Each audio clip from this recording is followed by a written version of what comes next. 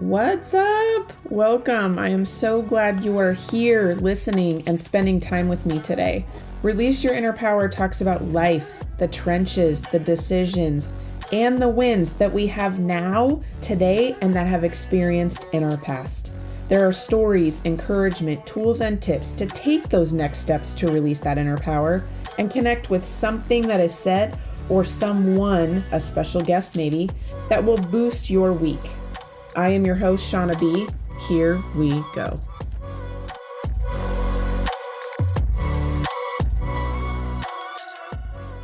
Welcome back to Release Your Inner Power podcast. I have a special guest today who is near and dear to me, who is part of my Pod Sisters group, and I cannot wait to share her with you. Her name is Mirabai. Hi, Mirabai. How are you doing?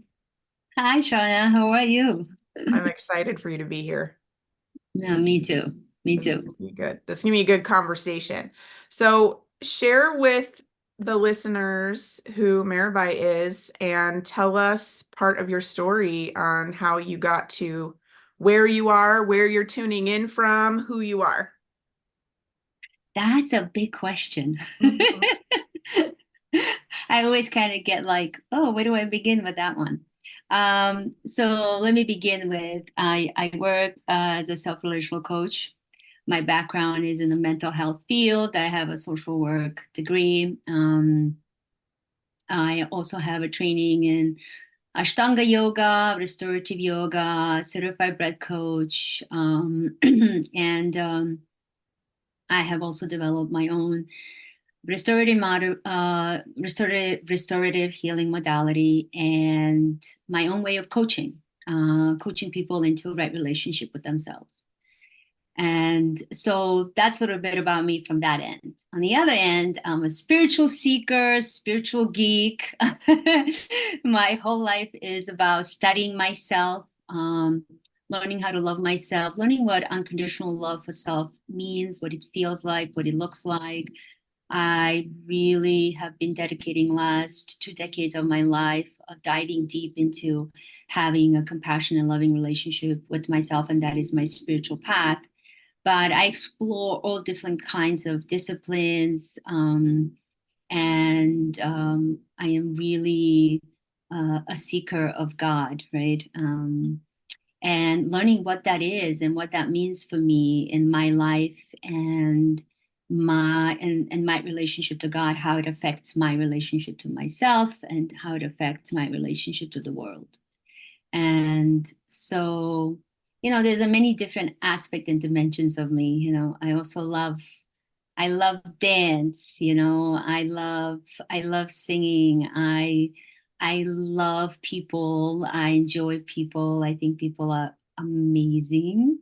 And I just love humanity. And my biggest drive is to help humanity love themselves. Like my biggest wish is for everyone to come into a state of self-loving mind, because that's where, truly the healing begins and ends, right?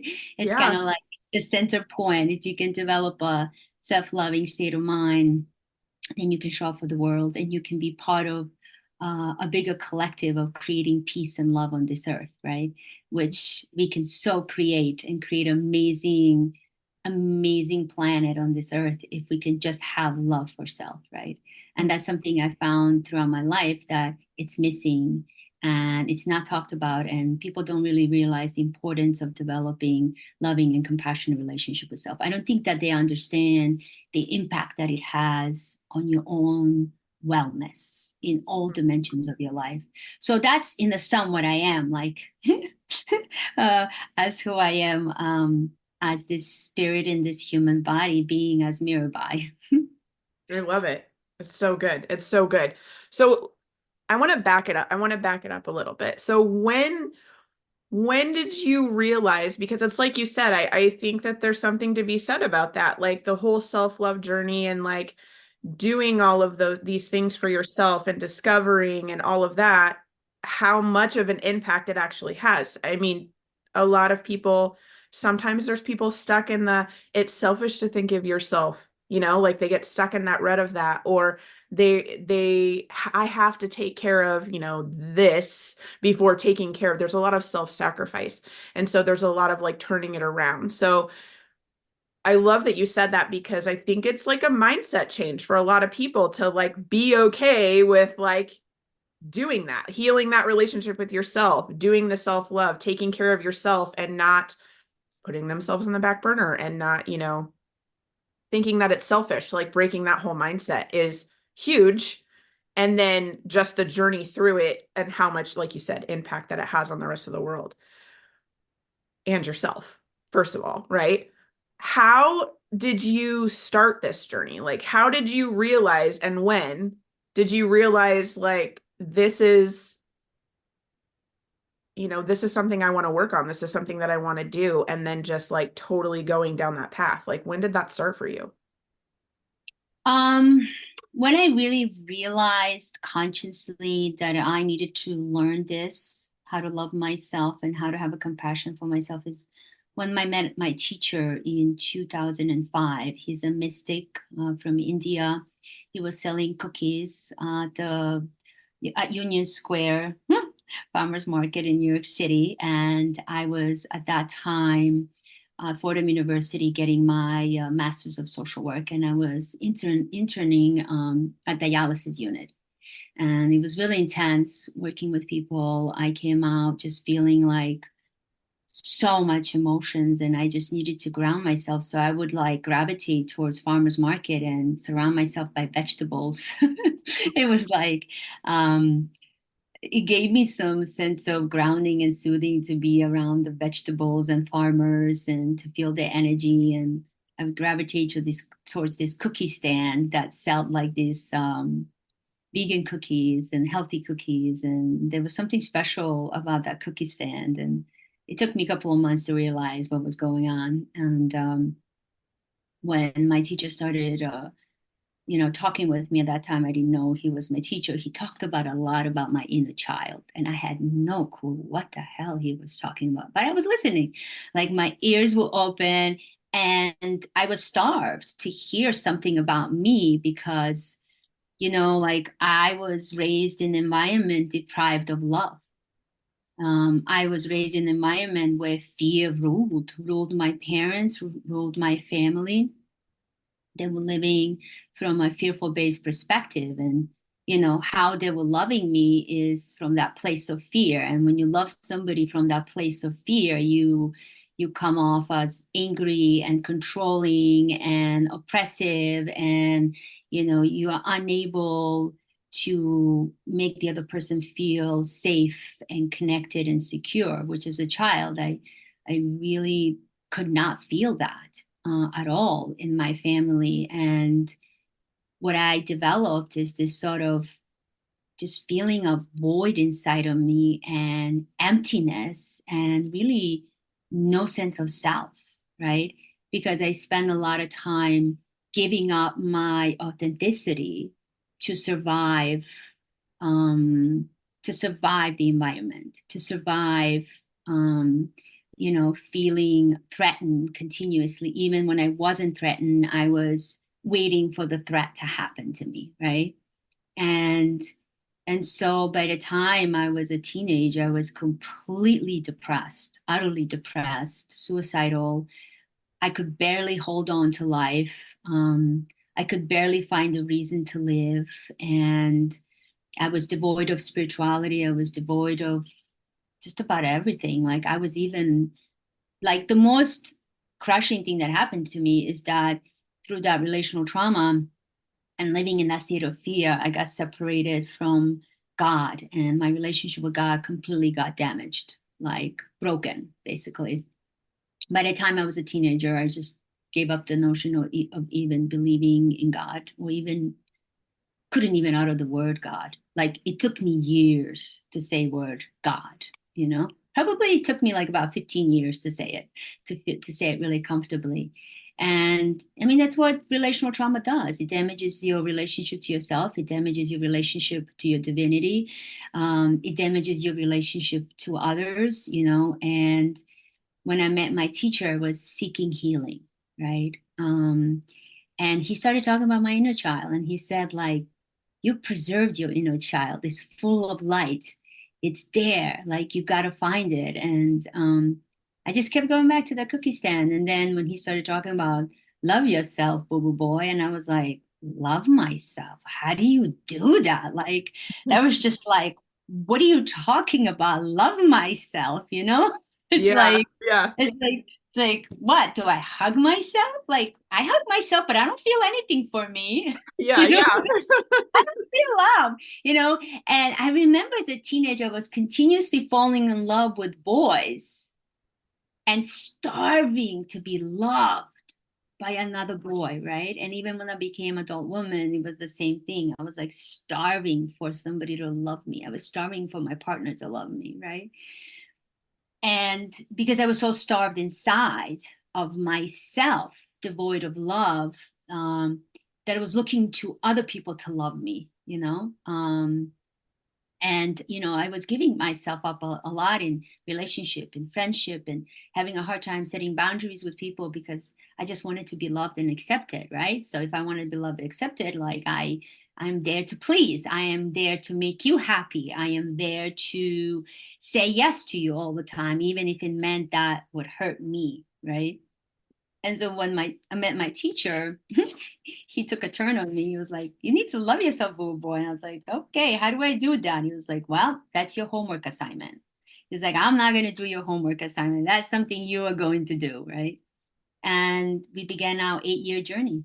I ended up living with him, and he ended up teaching me about the self in a way that he wasn't teaching me. He was kind of like my mother, like my father, like my friend. Like um, he was there to nurture me and hold a space for me to explore myself. And he was there just sitting with me and talking with me. You know, we would have like this satsangs, like which he called it sitting with the truth, right? And you know, we would just explore the whole topic of self and what it means to love yourself. And you know, he was just there to guide me along of that path, and that's how I, you know, ended up developing self-relational coaching and self-relational experience work because it derives from that 8 years of me studying myself and learning how to love and how to love myself and how to feel compassion for myself, you know, because I didn't have any. Why I didn't have it? Because my mother never showed it to me. My grandmother never showed it to me, you know. Um, and even though I had an aunt who always loved me, but it wasn't enough because who really needed to love me was my mother, yeah. you know. Who needed to really make me feel safe and secure and connected was my mother, you know. Um, and my father was for me a safe figure, but my mom was such a brutal figure, such an abusive figure in my life that even though I had my aunt and I had my father who I felt loved by, I could never feel secure. Mhm. You know, I could never feel safe and connected, and I couldn't feel love for myself. In that state of disconnection, you can't feel love for yourself. So that 8 years was really about learning how to come back to myself and, you know, connecting with my inner child and working with the, you know, fragmented aspects of myself, you know, which is kind of like interesting why I went to study psychology, you know, psychology for my undergrad degree. And then I went to social work to work in mental health field because I really understand what it feels like to be in pain, what it feels like to be in depression and in an anxiety, what it feels like to feel lost and confused and have no love for yourself, no belief in yourself, to feel worthless, to literally feel worthless, to feel like you're a piece of shit, you know? Mhm. Mhm. Um, and it's interesting because my mom used to say to me that, like, you know, you're a piece of shit. And and so it was like you know, it became the quest. Either I learned how to love myself and have a compassion for myself, or I'm gonna give up on my life. It was those two choices, you know. Um, yeah, and so that's why, like, I realized through my journey, like, my mom couldn't love me because she didn't love herself. She lived in a state of fear, and her fear expressed itself in aggression. Other people's fear expressed itself in timidness, in shyness, in avoidance, in an anxiety, in depression. And other people's fear expressed itself in aggression, in abuse, in violence, in rage. And it took me time to realize that my mom really didn't love herself, and she hated herself, and she projected a lot of that hate onto me. And my grandmother too. So it's like an intergenerational trauma, you know. Mm-hmm. Um, and so, yeah, that's how I got to that place. And I was blessed to meet my teacher and to study with a mystic who introduced me onto this, I call it mystical path, because it was purely experiential, and it was purely, through myself that I discovered a lot of this, and continue to discover, Mm-hmm. continue to discover, and continue to be on this journey of the journey of compassion and love for self, and continue to march that, because it's important. You never stop practicing that towards yourself, because when you do, you begin to lose the sight of yourself, because the world is also reflecting a lot how you are not good enough. If you look at it, um, you know I come from a Christian-based society, and I studied totally in Indian philosophy and, like, Hinduism, and which is for me what made sense, the way they understood life and understood self and spirituality, because in Hinduism it's a lot about studying self, right?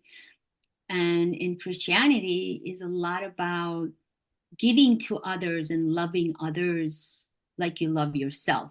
But what I realized, what was missing in that equation, is like, well, where's the self in that equation? Like, it's like, love others like you love yourself, but I haven't learned how to love myself. So how can I love somebody else like I love myself? I can love them, but I can love them conditionally, not unconditionally. And this is something that we are not aware, is that we love self and others conditionally, not unconditionally. And what Jesus was talking about, unconditional loving. And how are you going to do that if you don't fully unconditionally love yourself? Because you are the path, you are the way to Yeah. that. Nobody else is. So that's what I've learned and realized. It's like, I love Jesus, you know, but I was like, Jesus, where's the part of loving self, Yeah. Yeah. where are the lessons about loving self? We're missing that part. And I feel like we're in the era right now when we need to learn. We need to put a focus on loving self to bring peace and harmony into the world, bring peace and harmony in our families. Because if I can love and utterly love and accept myself as I am without reaching my perfection, right? Because I can only love myself if I am good enough, if I'm worthy enough. Why don't I love myself just as I am? Yeah. Why don't I love my quote unquote unworthy, not good enough, bad parts? Those are the parts that we need to love the most. Yeah. Yeah. The parts that we're judged and told that there's just simply not worthy of love. And when I realized all of this struggle that, you hear in the coaching world and in the mental health world, how people are suffering with, not enoughness. It's not enoughness. We're suffering from lack of love, Mm-hmm. lack of self-love. That's what we're suffering from. And this not enough is the explanation as to why we are not loved. Mm-hmm. I'm not loved because I'm not smart enough, good enough, beautiful, capable, giving, generous, gifted. Um, this is why I'm not being loved. And it comes down to that fundamental need that as a human being to thrive, we need to feel love. As a children, that's the most important thing. People talk about safety, security, connection. How do you get the safety, security connection if you don't feel loved? That Mm-hmm. is the most important thing. That's the foundation of safety, security, and connection. The moment your love is suspended from me, I'm disconnected. I'm disconnecting. My central nervous system is disconnecting from you. Because right now, yours and my central nervous system are communicating. We are thousands of miles apart. I don't know which state you are. I'm in New York. You are where? Washington State. Washington State, right? We're seeing each other. Even if we just did this conversation over the phone, my central nervous system will be hearing your voice. Mm-hmm. And so tuned to the tone of your voice, the way you say the words, how you say it, the pitch and tone, to know if I can feel safe with you or not. Mm-hmm. Now, if you are in the loving state of being, your voice is going to sound beautiful. My central nervous system is going to feel it. And I'm going to have a connection with you. The moment you go into fearful state, you're going to disconnect, and I'm going to feel that disconnection. Your voice is going to be different. The tone, the rate, the way you say things, how you say it, everything is going to change. And in that moment, we are apart. Our hearts are apart from each other. And that's when the fear sets in.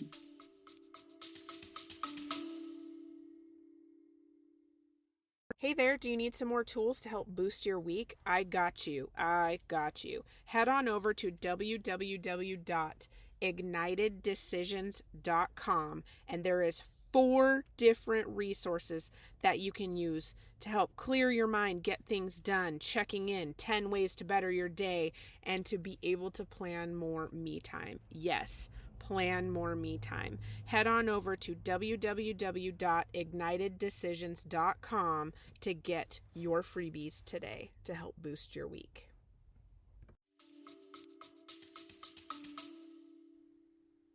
Yeah, that's so cool. That's so cool when you describe it that way, because I'm a very visual person and I can see you. But like, just with how you were describing it and me like making pictures in my mind of like disconnection and all that, but just how you said like even the voice and tone and pitch and all that and vibration and everything, and the connection and stuff, that's a really good visual of being connected and being disconnected. And I love so many things about what you said, just about the missing piece of the, love others as you love yourself, but how do you do that? And that's like the missing part that people are forgetting about doing, and just getting back to that. I think that that is super important.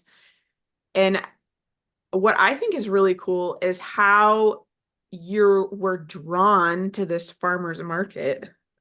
Like, at a point in your life where you were, like kind of at a crossroads, if you will, and like not happy, you were just not feeling it, but you knew you were getting something from this place that you were going to, and that you were getting grounded and connected. And then how it like leads you, like you said, to this cookie stand, and then to your teacher, and then like your whole, like the rest of your book, if you will, changed just from like listening to your feeling and listening. Like you said, my ears were listening. I was like, what are you talking about? You sound crazy. This sounds ridiculous. I don't know. But then you're like, but I want to hear more of it. And I want more. It was like it was feeding you. Right. And you had that type of connection that you were just talking about, that was nurturing the self that was missing that love for so long, and then kind of like giving you like this whole answer of like, you can do this, you can change this. And you're like, I am listening. You're like, I'm not really sure if I believe you, but I'm listening. And then it like changed, it changed your path and the way that you thought about it, your perception, how you felt. Like so many amazing, cool things. I mean, to meet somebody at a cookie stand that gives you gems, you know what I mean? Like gives you little gems that has you completely change your trajectory of your life and how you feel about it. But then for 8 years, like not even just like, oh, we're going to do this little 6-month, whatever. Like you did years of study and like moving in that direction. I mean, do you think that it was like a tribute to like how it was making you feel and like all the things that you were discovering, and you were just like, I need to know more of this. I want to know more of this. This is great. Like, is that how you just kept going, or was your mindset that this was like the long game, the long journey, and you just knew that you needed to really study this stuff? Like, I guess my curiosity is like, what made you stay there? What made you stay in the learning? What made you stay continuing doing that journey and with that teacher? Because I was hungry for love. And I was hungry to understand what is the truth of life, because I didn't understand life. I looked around the humanity and I was like very introspective as a child. When I was 5 years old, I recognized suffering and I saw a suffering in people's eyes. And I didn't understand why we are here if we are suffering. Like, what is the point to life?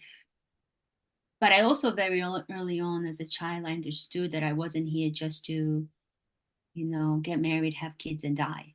Like to me, was like I was here for something more, but I just couldn't figure it out. What was that? Like, why was I here? Like, what was my mission? I had that awareness since I was 5, and I got lost, of course, on along the way. But what kept me with the teacher is that, one of the qualities about my teacher was he was so loving.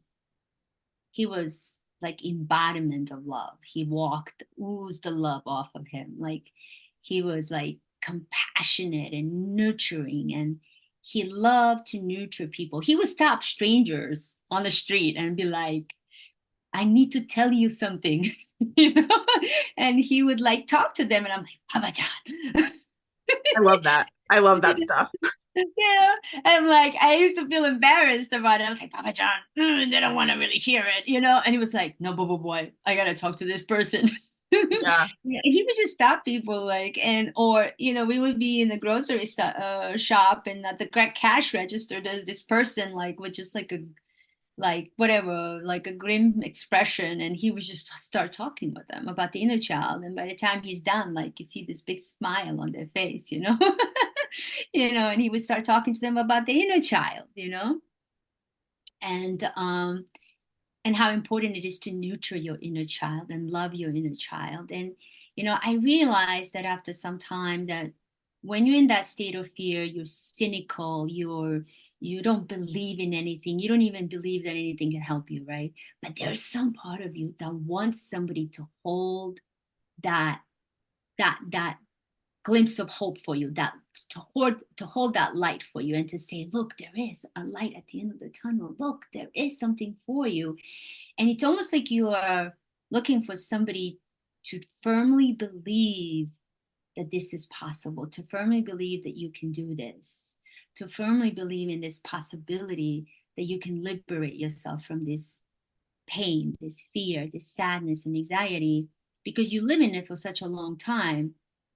Do you lose the ability to believe that it's possible to be anything different than that? And so Babajan was that. He was the light for the love, like, hope, the light for compassion, for transformation.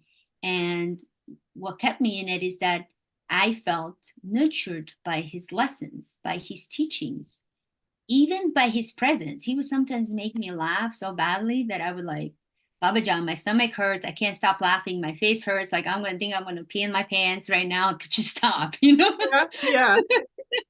Yeah. But he would do sometimes that so intentionally, like, but it didn't look like intentional. But I know for him, everything that he was doing, he had the meaning and he had the purpose, and he knew exactly to do what needs to be done in the moment, you know. And one of his favorite things is like his cooking. Like he cooked very specifically, which I've watched him for years cook, and I cook in his way too now.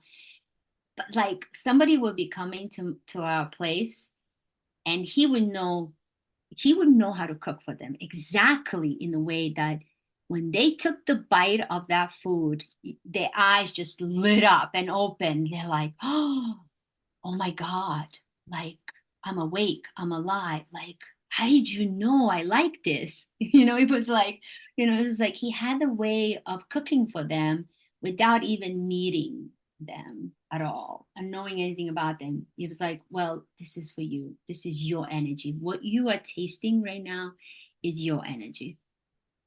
And that's what he would say to people. So, that's what kept me with him for like 8 years, and It you know, sounds like you had a lot of like not only your teachings and your lessons and your awakenings and awarenesses, but being alongside of your teacher, your mentor, you also witnessed other things that he did for others, right? Like you were kind of like you were participating, but you were also spectating. You were also watching and seeing, which would solidify things for you as well. And I feel like you said, the light, he was kind of like a lighthouse for you in like the midst of like the darkness in your life. And then to see him do it for others and wanting more for yourself. So I think that this whole story is so cool. It's so cool.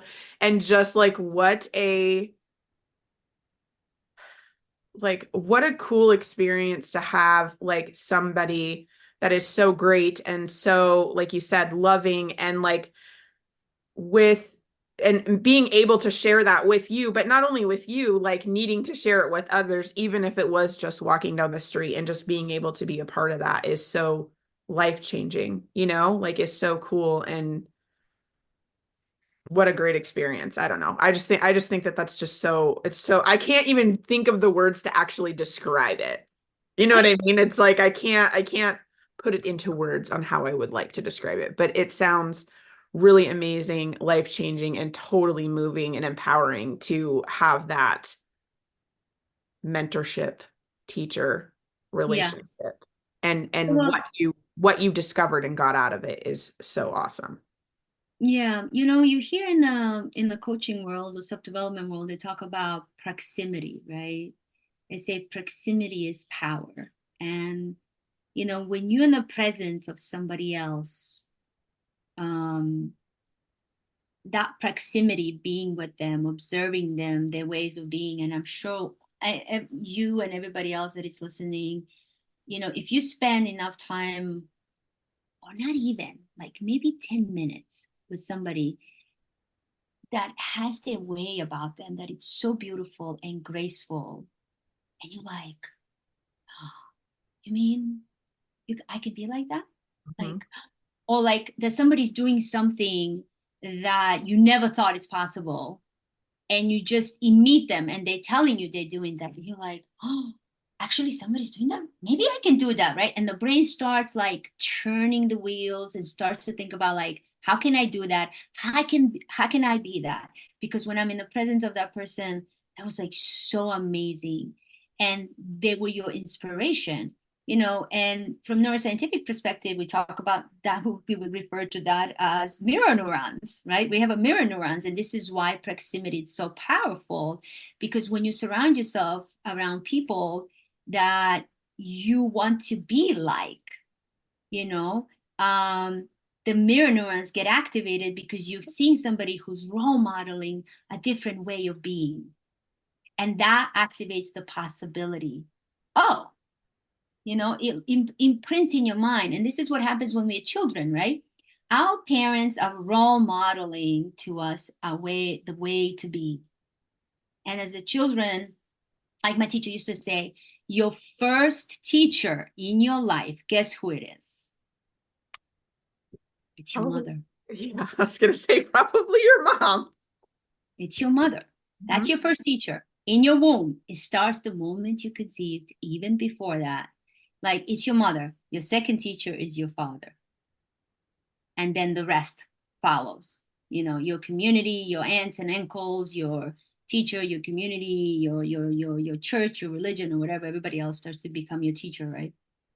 But the first one is your parents, and this is where we learn how to be. We learn about life just by watching our parents. And 8 years being with my teacher, he was kind of reparenting me, like he was showing me a different way of being that I was not exposed to,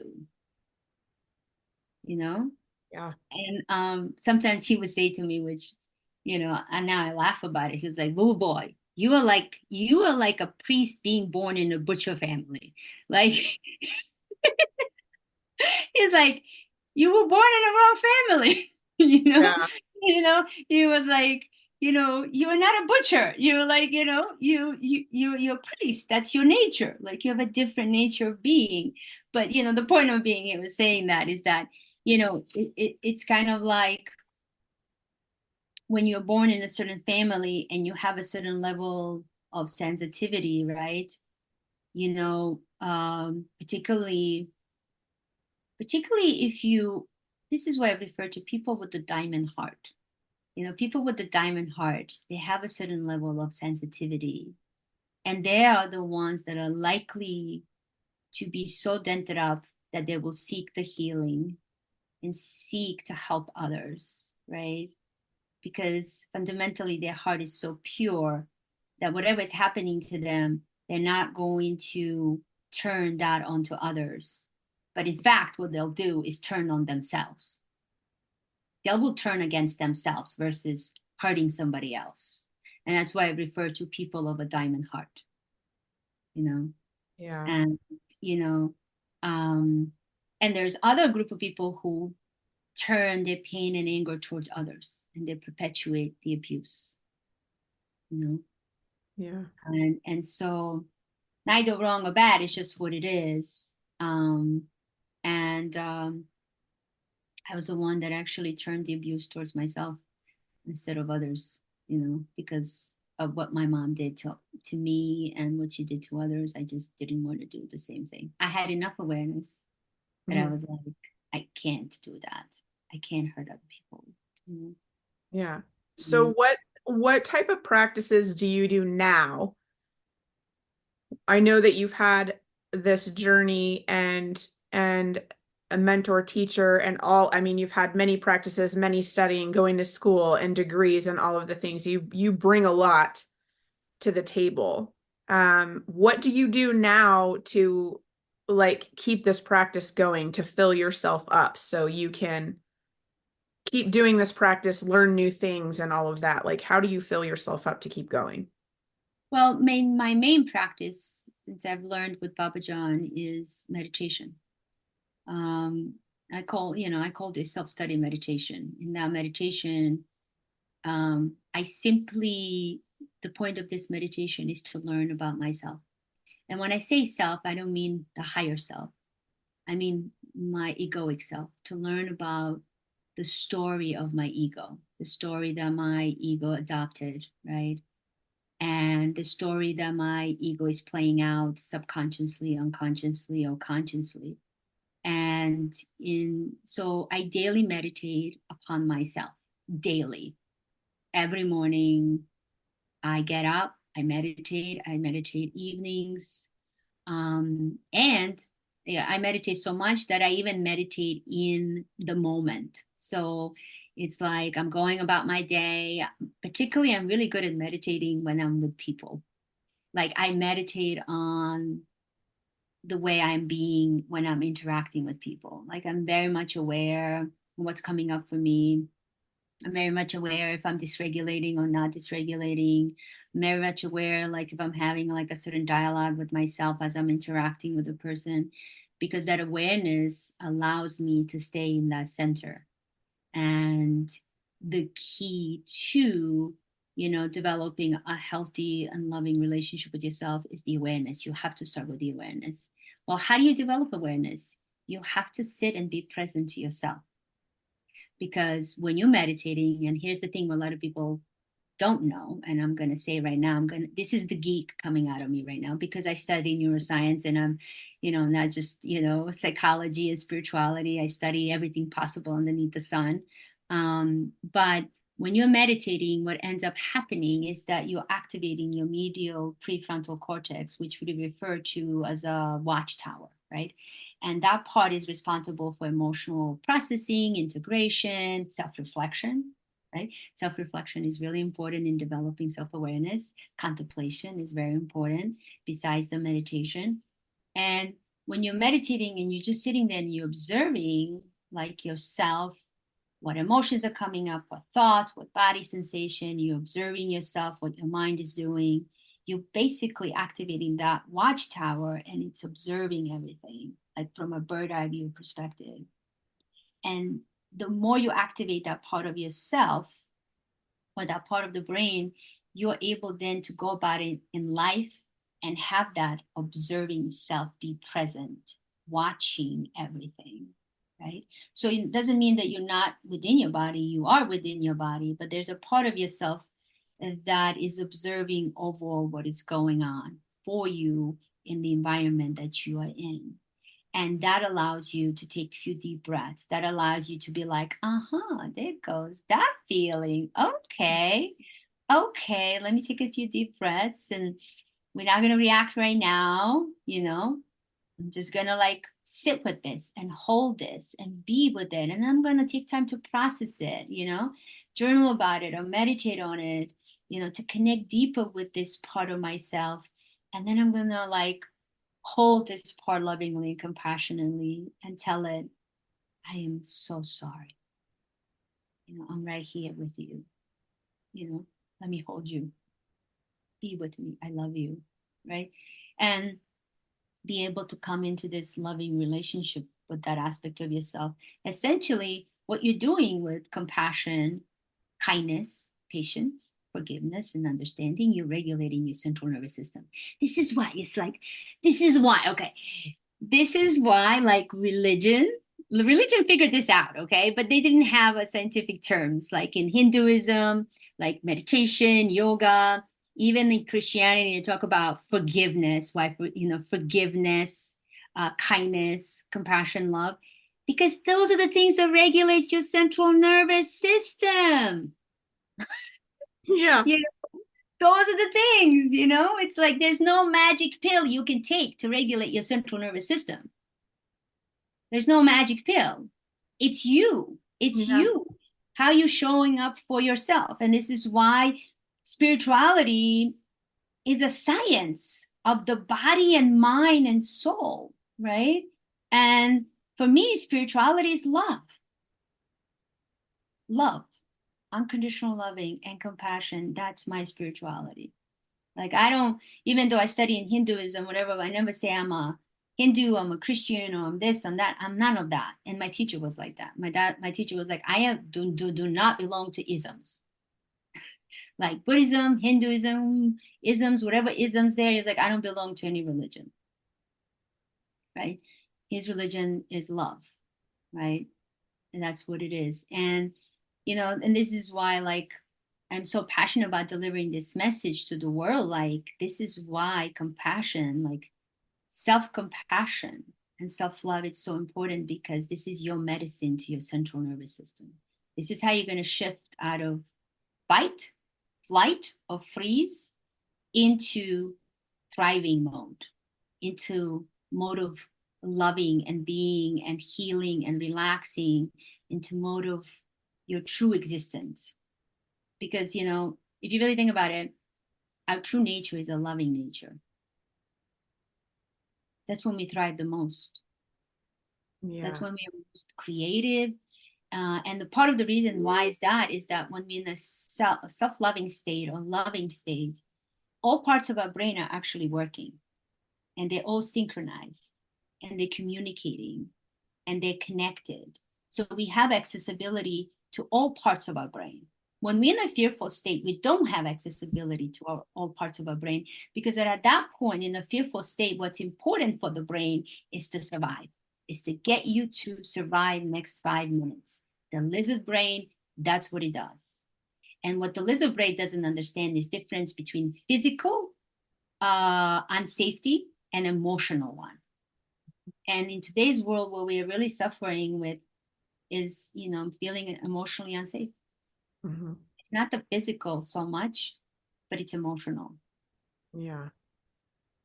Where would people be able to find you if they want to talk to you more about this, if they want to work with you or just send you a message or ask you a question? How would people find you? They can actually, I offer a 45 minutes self-discovery call. And they can find me on selfrelationalstudy.com. That's my website, and they can book a free call and have a one-on-one conversation. You can also follow me on Instagram at self-relational study. I have an Instagram, and I think I'm also on TikTok. I'm on TikTok and a Facebook, and they can see that all of that on my website. And I am also planning to launch a podcast. So I finally decided this morning that I'm going to do it July 1st. Yay. So I set the date. I finally set the date because I realized that my podcast is going to be important to get the message out, the message about developing self-loving mindset and cultivating loving and compassionate relationship with yourself is the key to it, right? Yeah. um, and understanding what that means on all levels. Because Yeah. usually when people think about self-love, it's so superficial, like, oh, these are the things that you do to love yourself. No, self-love is a healing journey. Yeah. It's I love that. I love that you're going to I'm really curious. I can't wait till you release your podcast because I think it's going to be really good and there's going to be a lot of gems in there that are going to help a lot of people. I will make sure to put all of your links in the show notes so people it's easy for people to find you just in case for spelling purposes and all that, typos and everything else. They'll be able to find you. So all of that information will be in the show notes. I love all of the nuggets that you left today and everything about you sharing your journey and your experiences and how you came on the other side of it and what your life entails now and then how you are becoming a teacher as well and helping others. I think it's a beautiful story and I'm so thankful that you shared it with us today. Thank Um, you so much for I inviting me. yeah, I like to ask all of my guests that are on um, what their superpower is. Love. Yeah, I love Self-love. Self-love is my superpower and everybody else's superpower, actually. I love it. I love that that's your superpower in a way of it's like how I would describe it is like beaming from you. It's almost like you took the baton from your teacher and you're like you want to teach it and bring awareness and like pass it on to other people, like starting that ripple effect. So I love that you said that. I think that that's awesome. Yeah, I'm really blessed and I'm thankful to my teacher every day. Um, and I also feel like, it's like I'm also taking Jesus' baton. It's like he started it 2000 years ago, but I think that, his teachings unfortunately went into like not the best of directions. I mean, it serves a lot of people, but I think in translation, some of the things were like missed. And as I said, what was really, really missed. And I'm sure, Jesus was teaching that as well, how to love self, because that's where your power is and your strength and your stability and your resilience and, um, you know, um, your authority, your agency. Yeah. Is Yeah. everything is in that being able to love yourself. Yeah. It's within you. Yeah. It is. It's absolutely. My teacher always used to say, like, the whole universe is within you, boo boo boy. And I'm like, I don't know what you're talking about. Yeah. From the beginning. It's like, okay, the whole universe is within me. Can you show me how to, Yeah. Yeah. But I realized throughout the years of studying myself and being on this practice of self-love and self-compassion is that the whole universe is within a love, and that's where you discover it, because love connects you, I love that. connects you So to good. all, and fear disconnects you. Yeah. That's so true. Well, thank you so much for sharing, sharing your story and being here with me today. It was so good to have you on the show. Well, thank you, Shauna. This is really amazing, and looking forward to more things to come. Yes, more things to come. And thank you so much for your support.